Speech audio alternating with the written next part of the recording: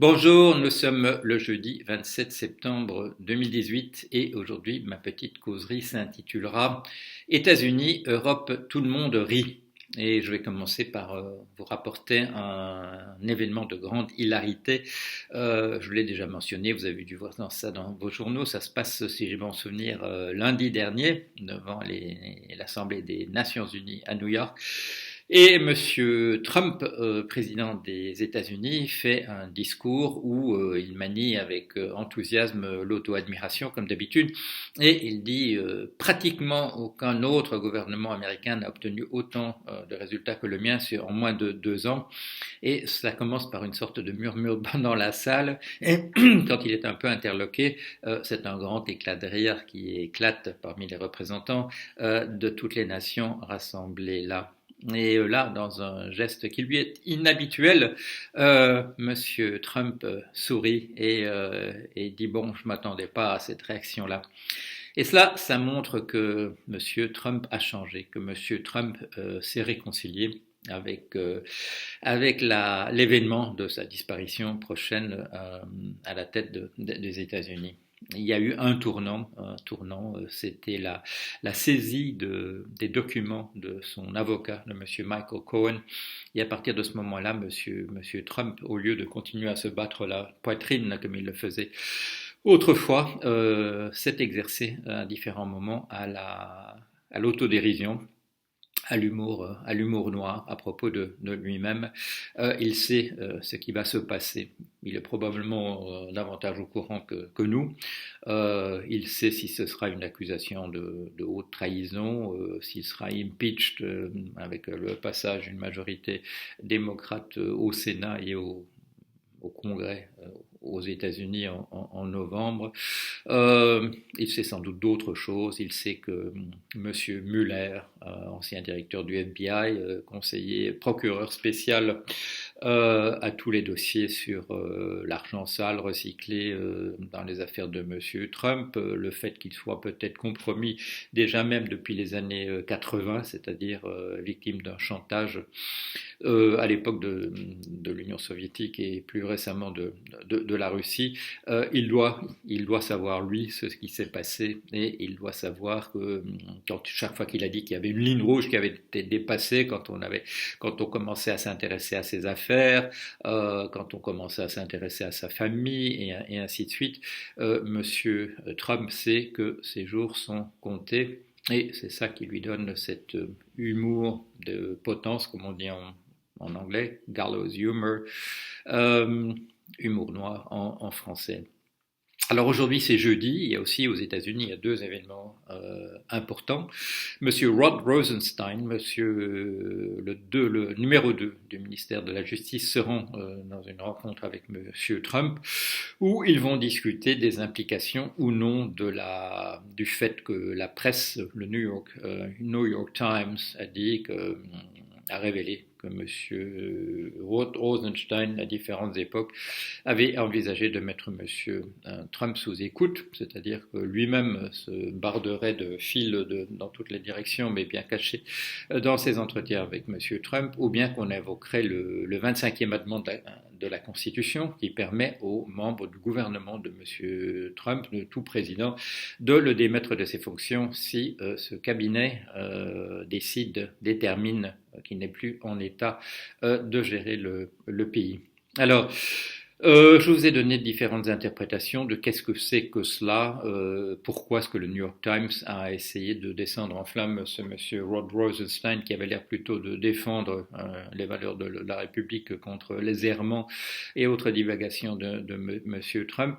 Je vous ai parlé de billard à trois bandes et c'est l'opinion effectivement maintenant en tout cas du Parti républicain, qui considère qu'il y a là un guet-apens, qu'il y a là une embuscade, que qu'on allait tenter, les démocrates allaient essayer de tenter monsieur Trump de démettre monsieur Rosenstein pour provoquer un scandale supplémentaire qui augmenterait encore la vague la vague bleue, c'est-à-dire la vague démocrate aux élections du 6 novembre, qui s'annonce déjà assez importante, pour essayer encore d'accentuer le mouvement. Donc toute la presse républicaine dit à M.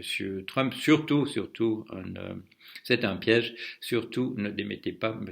Rosenstein de ses prérogatives de numéro 2 du ministère de la Justice. C'est-à-dire qu'en fait, l'opinion semble s'être ralliée à cette supposition que j'ai faite, enfin, elle ne s'est pas ralliée à ça, elle y est arrivée de son côté, que dans la liste des 26 suspects donnée par le Washington Post de cette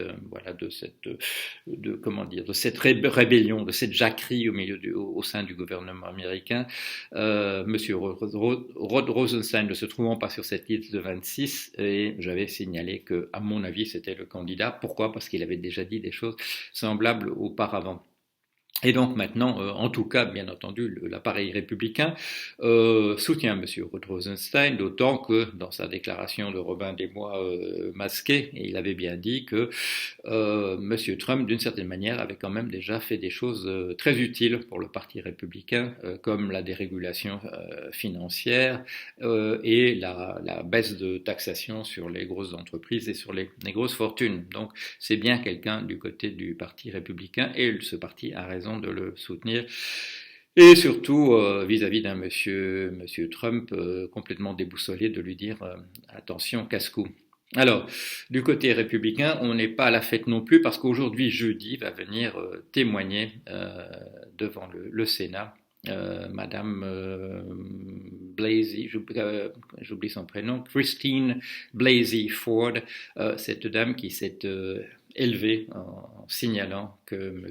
Kavanaugh, le candidat conservateur, même ultra-conservateur, dit la presse américaine, qui pourrait être élu à la Cour suprême, que ce monsieur est un monsieur qui se conduisait très très mal dans des beuveries en fin de lycée, début d'université, non seulement beuveries, mais aussi partouzes, orgies, jeunes filles droguées et violées en bande, et ainsi de suite. Et depuis que je vous en ai parlé, sont apparues deux autres dames, une certaine Madame Ramirez et une autre dont j'oublie le nom, dont on a mentionné le nom hier, qui donnent des détails sur les comportements de Monsieur Kavanaugh et de ses petits camarades à l'époque où ils avaient 16, 17, 18 ans. Oui, partout, viol et ainsi de suite. Il faut quand même signaler que certaines de ces jeunes filles, enfin de ces dames qui étaient les jeunes filles à l'époque, apparemment retournaient à des événements, y aller une seconde ou une troisième fois, à des événements dont elles dénoncent maintenant la nature. Bon, voilà, tout le monde.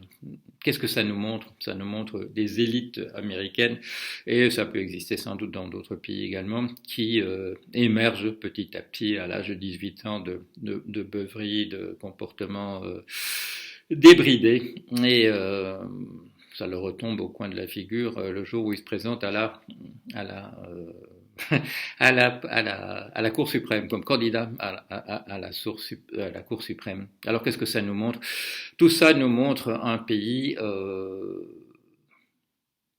j'allais dire gangréné, c'est peut-être un tout petit peu fort, mais où apparaissent aussi, avec le procès de M. Manafort, que dans les milieux d'affaires, une grande partie de ces milieux d'affaires sont en fait soudoyés, sont en fait payés en sous-main par des puissances étrangères, qu'il s'agisse d'Émirats, d'États du Golfe, de la Malaisie, d'anciennes républiques de l'Union soviétique, à part la Russie, et de la Russie elle-même, que tous ces gens sont plus ou moins payés pour faire des choses qui vont à l'encontre de la politique officielle des États-Unis. Donc un pays en mauvais état, et où apparaît un nouvel Elliot Ness sous la forme de ce monsieur Robert Mueller, personne à l'intégrité proverbiale, incorruptible, et qui est en train de mener son enquête, et dont on ne sait pas encore, nous, qui ne sommes pas dans le secret des dieux,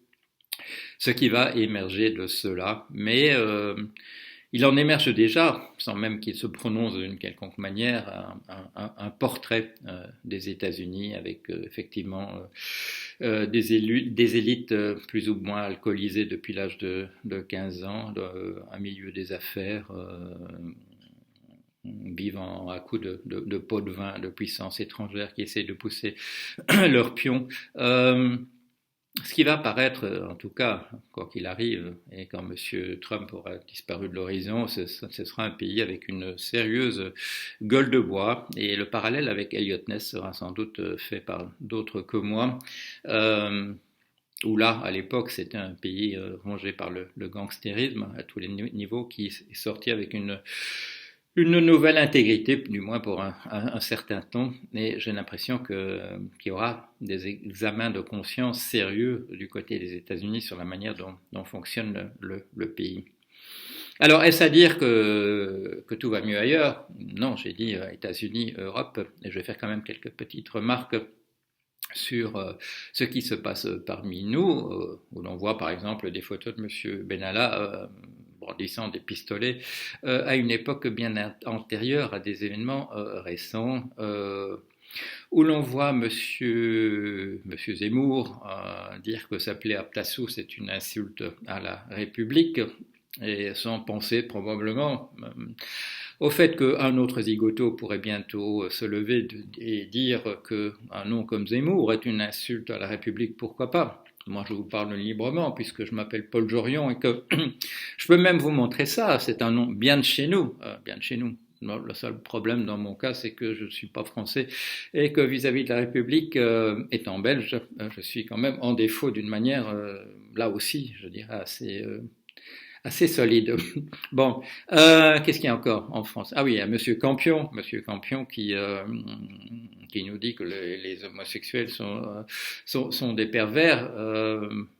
Il faudrait lui recommander de lire des ouvrages récents et pas d'anciens ouvrages qui vous disent voilà des choses, voilà des livres qui ont paru autour de 1900 ou bien même à une époque aussi reculée que comment 1968, voilà un ouvrage publié en 1968.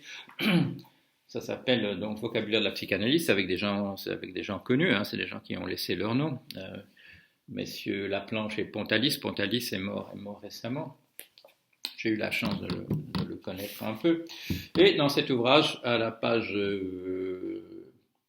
306, à l'article Perversion, il est écrit déviation par rapport à l'acte sexuel normal, entre guillemets, défini comme coït visant à obtenir l'orgasme par pénétration génitale avec une personne de sexe opposé. On dit qu'il y a perversion quand l'orgasme est obtenu avec d'autres objets sexuels, entre parenthèses, homosexualité, pédophilie, bestialité, etc., ou par d'autres zones corporelles, coït anal par exemple, etc., etc. Voilà. Donc, Monsieur Campion lisait des ouvrages plus récents que 68, qui était une époque extrêmement reculée. Qu'est-ce que je pourrais encore dire? Je vais terminer là-dessus par une citation. Je vous ai fait une citation l'autre jour d'un auteur intéressant et ça pourrait me servir aujourd'hui aussi de conclusion. Alors voilà, ça commence comme cela. L'épidémie de l'opportunisme international, comme seuls l'ont été la syphilis et l'usure de la guerre, s'est effroyablement étendue sur l'Europe, et ce n'est pas un parti politique, mais bien elle qu'il nous incombe de combattre. Tel est notre plus nécessaire devoir. L'opportunisme des politiciens, hommes froids de la logique servile, agitant les idéaux à la pointe de leur épée, fait durer la guerre. L'opportunisme des gens de lettres, qui ont tiré à eux le mégaphone de l'exaltation pour donner de la puissance à leur petite voix, démultiplie la haine. L'opportunisme des responsables de partis, inquiets seulement de leur prochain résultat électoral, bouleverse l'opinion du peuple. Et l'opportunisme du peuple lui-même, qui pour la première fois se sentait non plus humilié, mais loué et admiré par tous ces représentants de la domination qui parachèvent la tragédie. C'est écrit une fois de plus en 1918 par Stefan Zweig. C'est dans ce recueil qui vient d'être publié récemment aux éditions Robert Laffont. Ce petit commentaire datant de 1918, je ne sais pas si vous le trouverez pertinent par rapport aux événements récents, mais peut-être. Alors, à bientôt.